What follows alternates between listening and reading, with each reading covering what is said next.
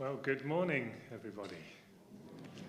My name's Luke, and it's lovely to see you. Thank you for the warm welcome, and thank you for being here today. It's good to be family together. And if it's okay with you, I'd like to read a few verses this morning from Luke's Gospel, chapter 5. It's a brilliant story. Hope you enjoy listening to this with me. Luke chapter 5, we're starting in verse 27. After this, Jesus went out and saw a tax collector by the name of Levi sitting at his tax booth.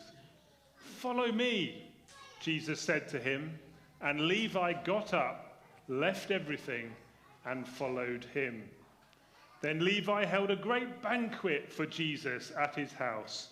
A large crowd of tax collectors and others were eating with them. But the Pharisees and the teachers of the law who belonged to their sect complained to his disciples, "Why do you eat and drink with tax collectors and sinners?" And Jesus answered them, "It is not the healthy who need a doctor, but those who are ill. I have not come to call the righteous, but sinners to repentance." And they said to him, "John's disciples often fast and pray, and so do the disciples of the Pharisees. But yours go on eating and drinking." Jesus answered, "Can you make the friends of the bridegroom fast while he is with them? But the time will come when the bridegroom will be taken from them. In those days they will fast." He told them this parable: "No one tears a piece out of a new garment to patch an old one. Otherwise they would have torn the new garment, and the patch from the new won't match the old. And no one pours new wine into old wineskins. Otherwise the new wine will burst the skins. The wine will run out, and the wineskins will be ruined. No, new wine must be poured into new wineskins. And no one after drinking old wine wants the new, for they say, 'Oh, the old is better.'" This is the word of the Lord. Thanks be. And so we're back in the Gospel of Luke today, and we're starting a new series, and the series is entitled Practical Faith. And we're going to be looking over the next few weeks at the difference being a Christian makes in our day-to-day lives. And this talk is the first part of that series, and the title for this talk is New Life, New Way, or alternatively, the old coat, the new wine, and the onion. There'll be a bit more of that later on. Now, do you like a challenge on a Sunday morning? No. Glad you said that, Martin. Neither do I. I don't know how up for a challenge you are, but this week I've been doing a bit of research into challenges. I've been looking at the most thrilling adventure challenges available in the world today. I haven't done any of them, of course. It's all purely research-based. And I've come up with my own ranking system, my own adventure challenge ranking system. And to benchmark it, just so that you understand where the levels are, one of my main challenges in life is getting out of bed in the morning and finding the coffee machine. I'm giving that a 1 out of 10 on the ranking system. At around 8 out of 10 on my ranking system would be the human catapult. Next time you're in New Zealand, you could propel yourself 492 feet through the air in free fall. Go from 0 to 60 miles an hour in less than 1.5 seconds. But you can only do that if you're over 13 years old. Ranking it, cracking up another level, 9 out of 10. Big wave surfing on the west coast of Portugal. You may have seen these clips on YouTube and things. There's a place called Nazaré on the west coast of Portugal. Ginormous waves under certain conditions. You can literally just about see the surfer guy in the middle of that absolutely humongous wave. Any wave that you have to be pulled onto by a jet ski is not a wave that I would be interested in surfing. But if we go right to the top, I found my 10 out of 10 on the Adventure Challenge ranking. Bungee jumping from a helicopter into an active volcano. Anyone up for that? There are people doing this. You can see them on YouTube. Some people do it in a three-piece suit, which I thought was quite nice. Always nice to dress for the occasion, isn't it? People will pay thousands of pounds for the privilege of doing some of these things. Now, I'm not sure if you're up for that kind of a challenge this morning. However, in the verses that we've read, there are some challenges for us. There are some challenges. And today, I'd like to suggest two takeaways that we could come away with from these verses this morning. And each one of these takeaways brings with it its own challenge for us. So if you're ready for a challenge, and I can see it's all over your face how up for this challenge you are, we're going to crack on and begin. Takeaway number one is this: practical faith is the adventure of change. Practical faith is an exciting journey of change. So we meet our friend Levi here, don't we? And Levi is a tax collector. He collects a very unpopular tax imposed by the Roman occupiers who had taken over the area in which the Jews lived. Not only that, but like most of his colleagues, Levi probably took a bit extra from his own people, extorted some, and just tucked it away into his own back pocket. So Levi would not have been Mr. Popular in Capernaum, this small fishing, trading community on the edge of the lake. And Jesus based himself for some time in Capernaum. In fact, 5 of his 12 closest friends, Levi will become one of them, actually came from around this area. So it's likely that Jesus would have known Levi. And Levi has probably seen some of the things that Jesus has been doing in his hometown.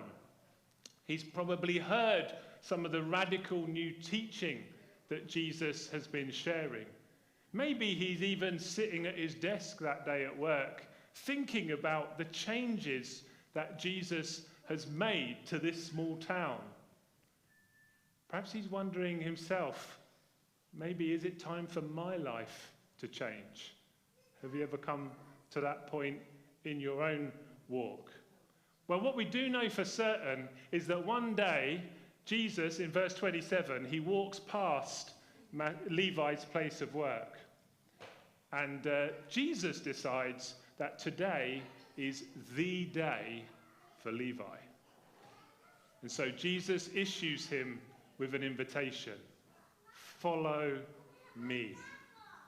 Wow, Jesus is straight to the point, isn't he? There's no messing around. There's no long speeches. There's no desperate pleadings. Jesus just gives him the challenge. Follow me.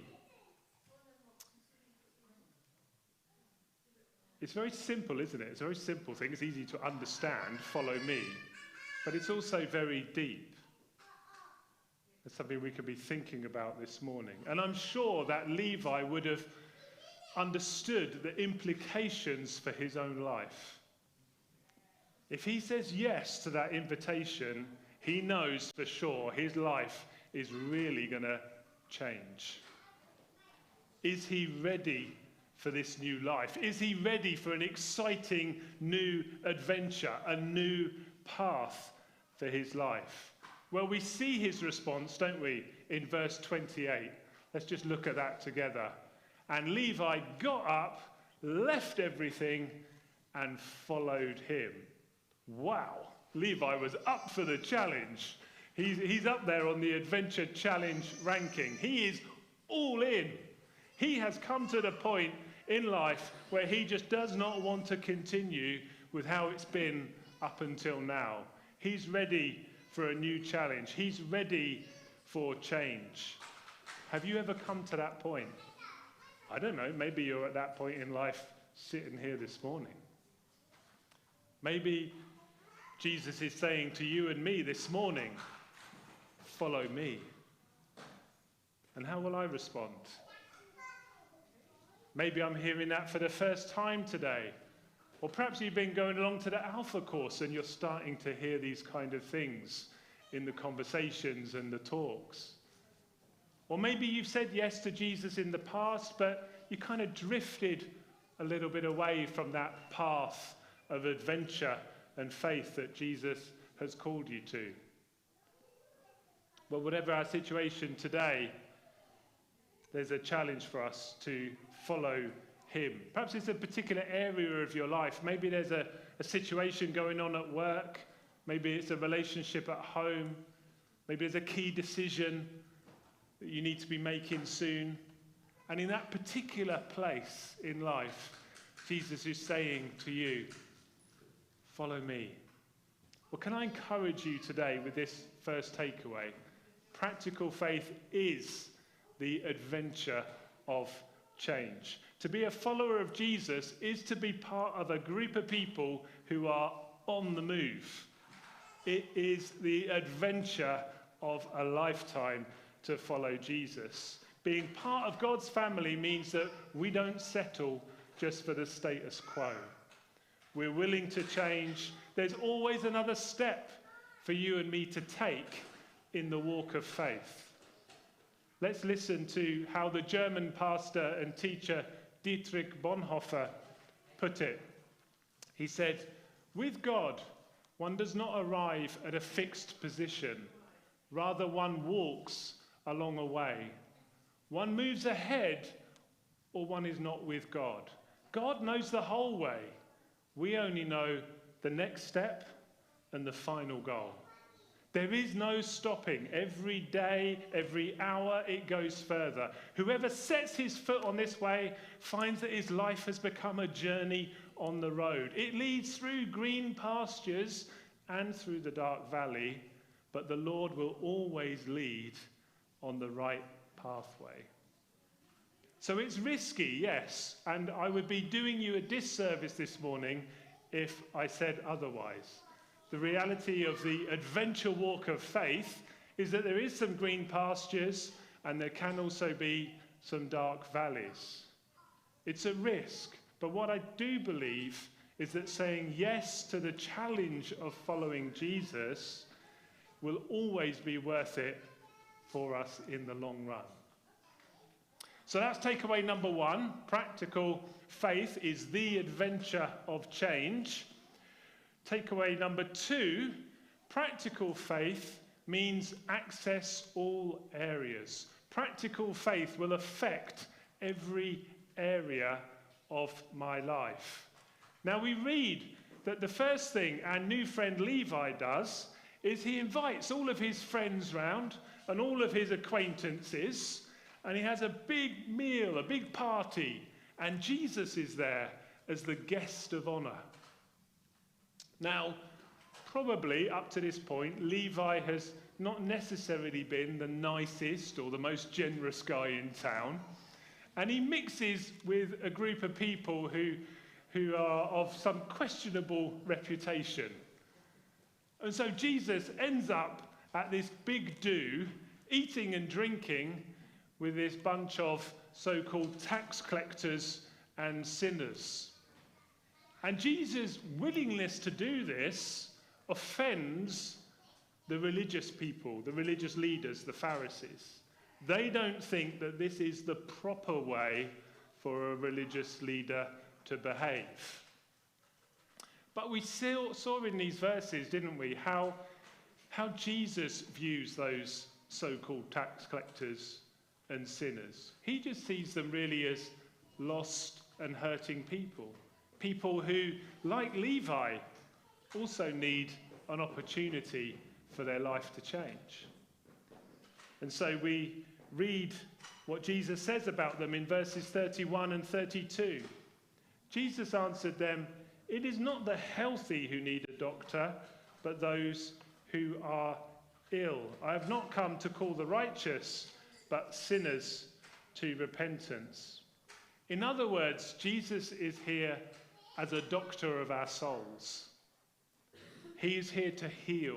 He's here to restore. He's here to enable you and me to be everything that God intends for us to be.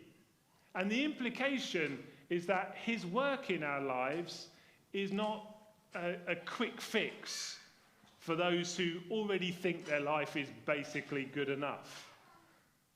But rather he's saying, I'm willing to come as a doctor who will do that inner surgery of the heart that we all need to be fully set free and fully made whole.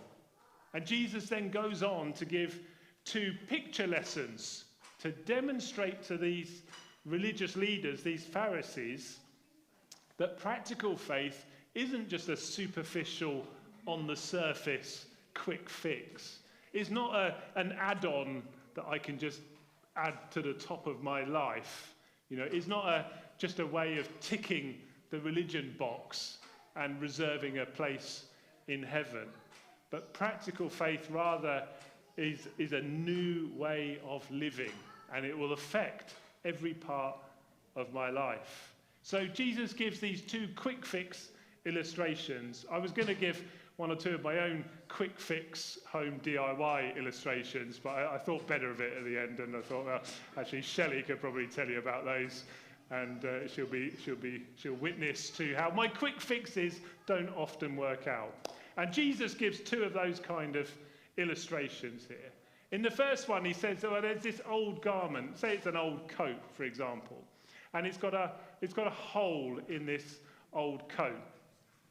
And so, in order to cover that hole, the person cuts a patch from a new item of clothing, and they cut that patch just the right size to sew it over the hole on the old coat.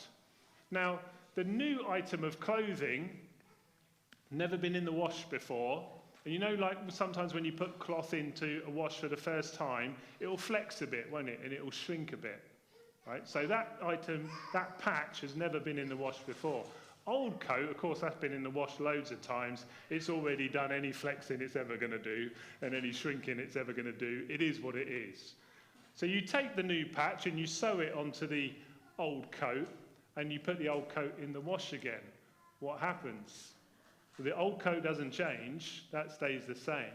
But the new patch, the new material, it shrinks a bit, it flexes a bit. And it pulls at that hole, and it makes that patch, that hole bigger. So now you've ended up with an old coat with an even bigger hole, and you've also ruined the new thing as well, because you cut a patch out of that. You tried a quick fix, it hasn't worked. And the second illustration Jesus gives illustrates the same kind of truth. In those days, wine was often stored kept in wineskins, and these wineskins were made of animal skins. And a new wineskin would be supple and flexible. It could adjust. And when you poured the new wine in, the new wine was lively, it was living, it was still going through some of its fermentation process. But a new wineskin could flex with that and adapt to the changing nature of the wine. Now you're sat there one day at home, you've got some new wine ready to store, and you think, okay, well, I need a new wineskin. And you think, well, Tesco's is always so busy, isn't it? Can I go to Tesco's and buy a new wineskin? I don't know. Waitrose, well, that's going to be quite expensive wineskins in Waitrose. Lidl, I can never find somewhere to park at Lidl. You know what I'll do? I'll just get one of the old wineskins out of the cupboard. So you get an old wineskin out of your cupboard. That wineskin has already done all of the stretching or all the flexing it's ever going to do. And you pour the new wine into that wineskin. What's going to happen? Well, that new wine is living, it's active, it's fermenting, and the old wineskin literally can't take it. It can't cope. And it starts to fray and tear at the edges, and it leaks. So I've tried a quick fix, and what's happened? I've ruined an old wineskin, and I've lost my new wine. What's Jesus saying? Well, he's saying his faith in him, practical faith, is is like that new wine. The Spirit and the Word, the life that comes through Jesus to us, is like that new wine. It's living and it's active. And it just won't fit into my old way of living.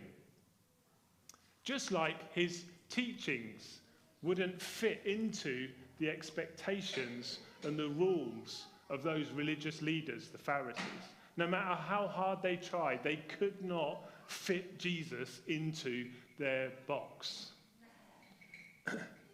Faith in Jesus, then, is not a quick fix to repair an old life. It's not an add-on or a box-ticking exercise. It's the real thing. It's all new. And it's change that works from the inside out into every area of our lives. I wonder, have you found that to be true in your own experience, in your own walk of faith? The challenge in this for you and for me is this: am I willing to open up every area of my life to God? You see, the Bible has something to say about every area of my life. My words, my relationships, my thoughts, my plans, my money, my skills, every different part of my life. And, you can picture your life a little bit like an onion.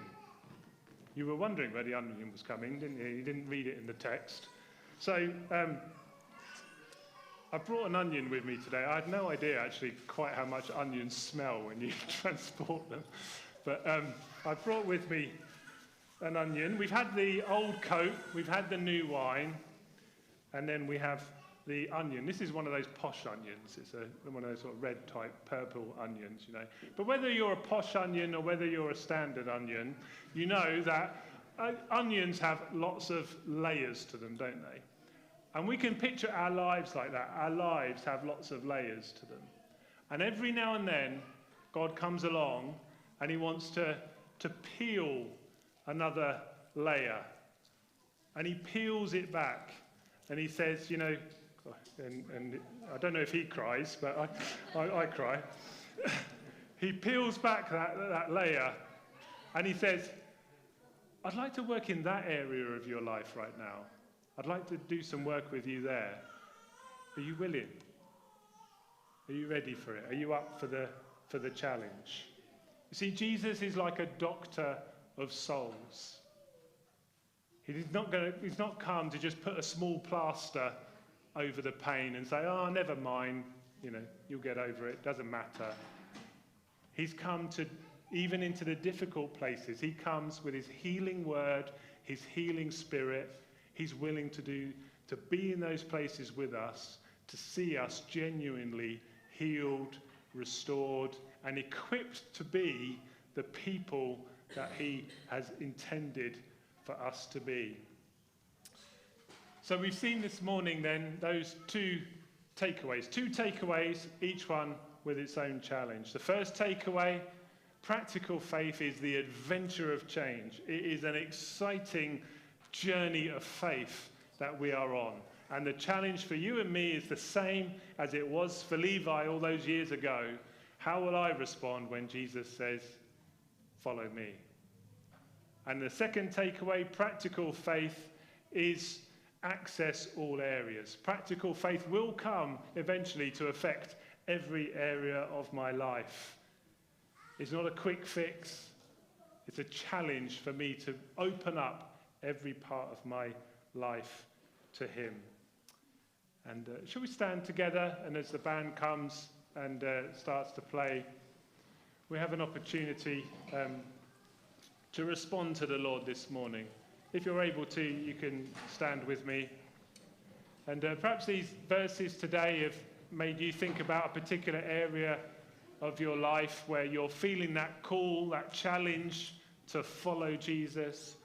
Or perhaps it's a general just recommitment you want to make today to get back on that path of adventure with Christ. Well, whether it's that or the Lord has been speaking to you about other things today, we've now going to have a time of worship. And let's use this time to respond to the Lord. And as we come to communion, it's another opportunity as we share around the table together to respond to the Lord Jesus, to his call to follow him and to open our hearts to him. And at the end of the service, there'll be prayer available over to the side here. Others who will be willing to pray with you into these different areas of our lives. So let's just take this time now as the band lead us, and we will respond to Jesus. Find the right way. Find the way that you want to respond to God today, just like Levi did.